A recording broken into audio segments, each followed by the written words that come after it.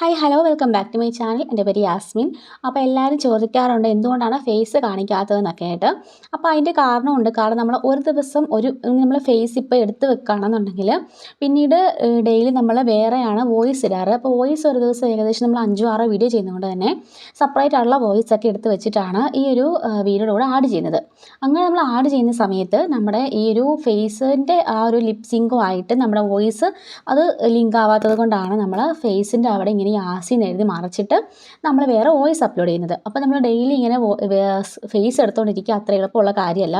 അപ്പോൾ അതുകൊണ്ടാണ് daily voice separate ഇട്ടിട്ട് ഈ ഒരു ഫേസ് മാത്രം ആഡ് ചെയ്യുന്നത്. അപ്പോൾ അങ്ങനെ ചെയ്യാതിരിക്കാൻ നമുക്ക് പറ്റില്ല. കാരണം ഇപ്പോഴത്തെ നിയമം അനുസരിച്ച് നമ്മൾ ഫേസ് ആഡ് ചെയ്തേ പറ്റുള്ളൂ. അതുകൊണ്ടാണ് നമ്മൾ ഫേസ് ആഡ് ചെയ്യുന്നത്. അങ്ങനെ നമ്മൾ ഫേസ് ആഡ് ചെയ്യുന്നതുകൊണ്ട് തന്നെയാണ്, അല്ലാതെ ആരെയും ഫേസ് കാണിക്കാനുള്ള മടി കൊണ്ടൊന്നും അല്ല നമ്മൾ അങ്ങനെ ചെയ്യുന്നത്.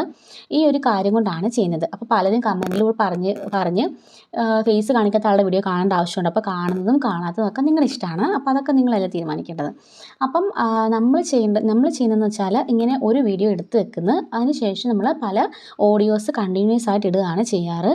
അങ്ങനെ കുറച്ച് ദിവസം അതുമായിട്ട് മുമ്പോട്ട് പോയിട്ട് പിന്നെ അടുത്ത വീഡിയോ എടുത്ത് അങ്ങനെ ചെയ്യുകയാണ് ചെയ്യാറ്. അപ്പോൾ അങ്ങനെ ഫേസ് കാണിക്കണം എന്നുള്ളതാണ് പുതിയ നിയമം. ഓരോ ദിവസം അപ്ഡേഷൻ ഉണ്ടാകുന്നത് കൊണ്ട് തന്നെ ഓരോ ദിവസം പുതിയ പുതിയ അപ്ഡേഷനാണ് വരുന്നത്. അപ്പം നിനക്കിത് നിർത്തിപ്പോയിക്കൂടെ എന്ന് ചോദിക്കുന്നവരും ഉണ്ട്. അപ്പോൾ അതിൻ്റെ പറയാനുള്ളതെന്ന് വെച്ചാൽ ഇതിൽ നിന്ന് നല്ലൊരു വരുമാനം എനിക്ക് കിട്ടുന്നുണ്ട്. അതുകൊണ്ട് തന്നെ നിർത്തിപ്പോകാതെ ഇത് നല്ലൊരു ജോലിയായിട്ട് ഞാൻ പ്രൊഫഷണലായിട്ട് മുമ്പോട്ട് കൊണ്ടുപോകാൻ കേട്ടോ. അങ്ങനെ ആദർശിൻ്റെ ഒരു ഫ്രണ്ട് ഉണ്ട്, ശ്വേത എന്ന് പറഞ്ഞിട്ട്. ആ ഒരു പഴയകാല ഫ്രണ്ട് കുറച്ച് അവളുടെ പേഴ്സണൽ ആയിട്ടുള്ള കാര്യത്തിൻ്റെ ആവശ്യത്തിന് വേണ്ടിയിട്ട് ആദർശിനെ കാണാൻ വേണ്ടി വരുന്നുണ്ട്. അങ്ങനെ ആദർശിനെ കാണാൻ വേണ്ടി വരുന്ന സമയത്ത് ഇവർ ഭയങ്കര കൂട്ടായതുകൊണ്ട് തന്നെ ആദർശാണെങ്കിൽ അവളെ ഇങ്ങനെ ഹഗ് ചെയ്യുകയും സമാധാനിപ്പിക്കുകയൊക്കെ ചെയ്യുന്നുണ്ട്. അപ്പോൾ ഇതൊക്കെ കണ്ടിട്ട് നമ്മുടെ നയനെ കരുതുന്നത്, അപ്പോൾ ഈ ആദർശിനെ ഇവളോട് ഇഷ്ടമാണെന്നൊക്കെ കരുതുന്നുണ്ട്. അപ്പോൾ ഇത് നയനയ്ക്ക് പൊസസീവ്നെസ് ആണെന്ന് മനസ്സിലായത് കൊണ്ട് തന്നെ ആദർശാണെങ്കിൽ നയനെ കാണിക്കാൻ വേണ്ടി തന്നെ ശ്വേതയുമായിട്ട് ടൈം സ്പെൻഡ് ചെയ്യുകയും അവളോട് പുറത്തേക്ക് പോവുകയും അവൾക്ക് ഓരോ കാര്യങ്ങൾ വാങ്ങിക്കൊടുക്കുകയൊക്കെ ചെയ്യുന്നുണ്ട്. അവളുടെ മുമ്പ് വെച്ചിട്ട് ഹഗ് ചെയ്യുകയൊക്കെ ചെയ്യുമ്പോഴേക്കും നയനയ്ക്ക് ഇത് ഭയങ്കര ദേഷ്യമാവുന്നുണ്ട് കേട്ടോ. ഈ ഒരു സമയത്ത് നയനയ്ക്ക് ഓഫീസിൽ ദേവ്യാന് തന്നെ അവിടുത്തെ ഡിസൈനർ ഹെഡായിട്ട് അവൾക്ക് ഒരു സ്ഥാനം കൊടുത്ത സമയത്തായിരിക്കും, അവിടെ ഓഫീസിൽ ജോലിയുള്ള സമയത്തായിരിക്കും കേട്ടോ. അങ്ങനെ നയനയാണെങ്കിൽ ദേഷ്യപ്പെട്ട് ഈ ഒരു കാര്യം വീണ്ടും നവിയോട് പറയുന്നുണ്ട്. അപ്പം നവി പറയാണ്, നിനക്കെന്താ, അത് അവൻ്റെ ഫ്രണ്ട് വല്ല ആയിരിക്കും, നിന്നെ പറ്റിക്കാൻ വേണ്ടി കാണിക്കുന്നതായിരിക്കും എന്ന് പറയുമ്പോൾ, എങ്കിലും അങ്ങനെയൊക്കെ കാണിക്കാമോ, എനിക്ക് സഹിക്കാൻ പറ്റുന്നില്ലെന്ന് പറയുമ്പോൾ, എങ്കിൽ ഞാനൊരു ഐഡിയ വെച്ചിട്ടുണ്ടെന്ന് പറയാണ്. എന്താണെന്ന് ചോദിക്കുമ്പോൾ ആ നാളെ രാവിലെ നിനക്ക് കാണാമെന്ന് പറയുന്നതന്നെ കേട്ടോ. അങ്ങനെ നാളെ രാവിലെ ആകുമ്പോഴേക്കും ഒരാൾ വന്ന് ഇറങ്ങുകയാണ്. അത് വേറെ ആരുമല്ല, നയനയുടെയും നവിയുടെയൊക്കെ കസിനായിട്ടുള്ള കൃഷ് എന്ന് പറഞ്ഞ ആളാണ് കേട്ടോ. അങ്ങനെ ആ കൃഷി വരുന്നതോടെ ഈ കഥ ആകെ പടന്ന് മാറുന്നുണ്ട്. കഥ തന്നെ നല്ല സൂപ്പറായിട്ടാണ് കേട്ടോ പോകുന്നത്.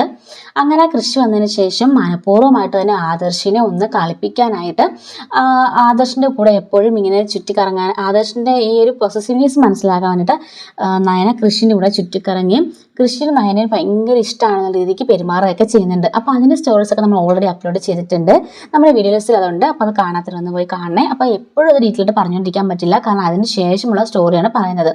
അപ്പോൾ ഈ കൃഷി ആരാണെന്ന് അറിയത്തില്ലാത്തവർക്ക് വേണ്ടിയിട്ടാണ് നമ്മൾ ഈ ഒരു ചെറിയൊരു ടൈറ്റിൽ പോലെ കൊടുക്കുന്നത്.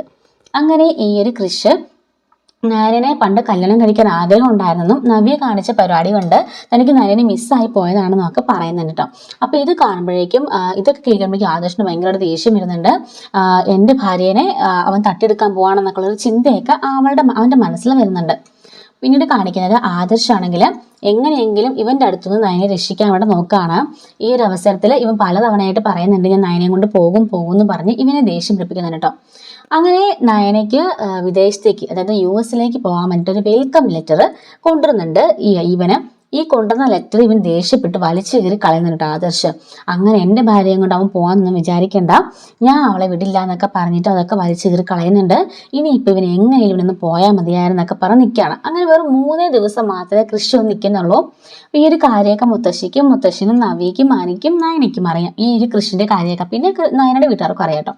അപ്പോൾ ഇവരെല്ലാവരും അറിഞ്ഞുകൊണ്ട് ആദർശിൻ്റെ മനസ്സിൽ സ്നേഹം ഉണ്ടെങ്കിൽ അത് പൊസസീവ്നെസ് വഴി പുറത്തേക്ക് വരട്ടെ എന്ന് കരുതിയിട്ടാണ് ഇവരിങ്ങനെ ചെയ്യുന്നത്. അങ്ങനെ ഇവർ വിചാരിക്കുന്നത് പോലെ തന്നെ ആ ഒരു പൊസസീവ്നെസ് വർക്കൗട്ടായിട്ട് ആദർശ് നയനോട് ഇഷ്ടമാണെന്നൊക്കെ പറയാനുള്ള തുടക്കത്തിലാണ്. പക്ഷെ നയന അപ്പോഴും ആദർശിനെ മൈൻഡ് ചെയ്യാതെ തനിക്ക് കൃഷിനെയാണ് ഇഷ്ടം എന്നുള്ള രീതിക്കൊക്കെ അവൾ ബിഹേവ് ചെയ്ത് അവൻ്റെ കൂടെ നടക്കുന്നുണ്ട് കേട്ടോ. അങ്ങനെ ഈ കൃഷി പോകുന്നതിൻ്റെ അന്ന് ഒരു ഹോട്ടലിൽ വെച്ചിട്ടൊരു പാർട്ടി നടത്തുന്നുണ്ട്. അപ്പോൾ ഹോട്ടലിലെ പാർട്ടിക്ക് വേണ്ടിയിട്ട് നയനനെ മാത്രമേ ക്ഷണിക്കുന്നുള്ളൂ. ഈ സമയത്ത് നയന ഞാൻ പോവാണെന്ന് പറയുമ്പോൾ എന്തിനാ നീ ഹോട്ടലിലേക്കൊക്കെ തന്നെ പോകുന്നത്, ഞാനും വരാമെന്നും പറഞ്ഞിട്ട് ആദർശ് അവളെയും കൊണ്ട് ഹോട്ടലിലേക്ക് പോവാണ്. അങ്ങനെ ഹോട്ടലിലേക്ക് പോകുമ്പോൾ ഭയങ്കര അലങ്കാരങ്ങളും ഭയങ്കര സെറ്റപ്പൊക്കെ കാണുമ്പോഴേക്കും ആദർശ് ഓർക്കാണ് ഇതെന്താ ഇവിടെ സംഭവം, എന്തിനാ ഇങ്ങനൊരു പാർട്ടിയൊക്കെ അറേഞ്ച് ചെയ്തിരിക്കുന്നത് എന്തിനായിരിക്കും, അവൻ ഇവളെ എന്തിനായിരിക്കും വിളിച്ചതെന്നൊക്കെ ആലോചിക്കുന്നുണ്ട്. അപ്പോൾ അവിടെ ഉള്ളൊരു വെയിറ്ററോട് ചോദിക്കുകയാണ് ആദർശ് എന്താ ഇവിടെ സംഭവം, ഇവിടെ എന്തിനാ ഇങ്ങനെ അലങ്കാരപ്പണിയൊക്കെ ചെയ്തേക്കെന്നൊക്കെ ചോദിക്കുമ്പോഴേക്കും സാർ അത് കൃഷ്ണൻ എന്ന് പറഞ്ഞ ആള് പറഞ്ഞിട്ട് ചെയ്തതാ, അദ്ദേഹത്തിന്റെ കാമുകിക്ക് വേണ്ടി ചെയ്തതാ. കാമുകിക്ക് ഏത് കാമുകി, നയന എന്നാ മേഡത്തിന്റെ പേര് പറഞ്ഞത്. ആ നയന മേഡത്തിനോട് അദ്ദേഹം പ്രപ്പോസ് ചെയ്യാൻ പോവാണ് ഇവിടെ വെച്ച്. ആ കാര്യം അതിനു വേണ്ടിയിട്ടുള്ള അറേഞ്ച്മെന്റ്സ് ആണ് അദ്ദേഹത്തിന്റെ. ഇപ്പൊ ആ ഒരു നയന വരും എന്നൊക്കെ പറയുന്നുണ്ട്. അപ്പോഴേക്കും ആദർശ് മനസ്സിൽ കരുതാണ്, ആഹാ കൊള്ളാലോ, എൻ്റെ ഭാര്യ പ്രപ്പോസ് ചെയ്യാൻ വേണ്ടി നീ അവളെ വിളിച്ചു വരുത്തി ഹോട്ടലിൽ ഇത്ര അറേഞ്ച്മെന്റ്സ് ഒക്കെ ചെയ്തേക്കാല്ലേ, എങ്കിൽ ഞാൻ ഇവിടെ വെച്ച് നിന്നെ മുന്തിക്കും, എൻ്റെ ഭാര്യയോട് ഞാൻ നിന്നെ പ്രപ്പോസ് ചെയ്യുന്നൊക്കെ പറയുന്നുണ്ട് കേട്ടോ. അപ്പോൾ ഈ കൃഷിൻ്റെയും നവ്യയുടെയും ഒക്കെ ഒരു പ്ലാനിങ് ആയിരുന്നല്ലോ ഇത്. അതുകൊണ്ട് തന്നെ അവര് മുത്തശ്ശനെയും ഒക്കെ ഇങ്ങനെ വിളിച്ചു വരുത്തുന്നുണ്ട് ആ ഹോട്ടലിലേക്ക്. അപ്പോൾ ഇവരെല്ലാം വന്ന് കാണുമ്പോഴേക്കും കാണുന്ന കാഴ്ച, ആദർശ് ഇവനെ മുന്തിക്കാൻ വേണ്ടി പെട്ടെന്ന് തന്നെ ഫ്ലവറൊക്കെ ആയിട്ട് പോയിട്ട് നയനെ പ്രപ്പോസ് ചെയ്യണം. നയന ഐ ലവ് യു, എനിക്ക് നിന്നെ ഇഷ്ടമാണെന്നൊക്കെ പറഞ്ഞിട്ട് പ്രപ്പോസ് ചെയ്യുന്നുണ്ട് കേട്ടോ. അങ്ങനെ നയനയോട് ആദ്യമായിട്ട് ആദർശ് തനിക്ക് ഇഷ്ടമാണെന്നുള്ള കാര്യം പറയുന്നുണ്ട്. ഈ ഒരു കാര്യം കാണുന്ന ദേവയാനി ആകെ പടയുന്ന ഷോക്കായി നിൽക്കുന്നതാണ് കേട്ടോ. അപ്പോൾ ഇതുപോലുള്ള സ്റ്റോറീസൊക്കെ നമ്മുടെ ചാനൽ എപ്പോഴും അവൈലബിൾ ആണ്. മിസ് ആവാതിരിക്കാൻ ചാനൽ സബ്സ്ക്രൈബ് സപ്പോർട്ട് ചെയ്യണേ. Thanks for watching.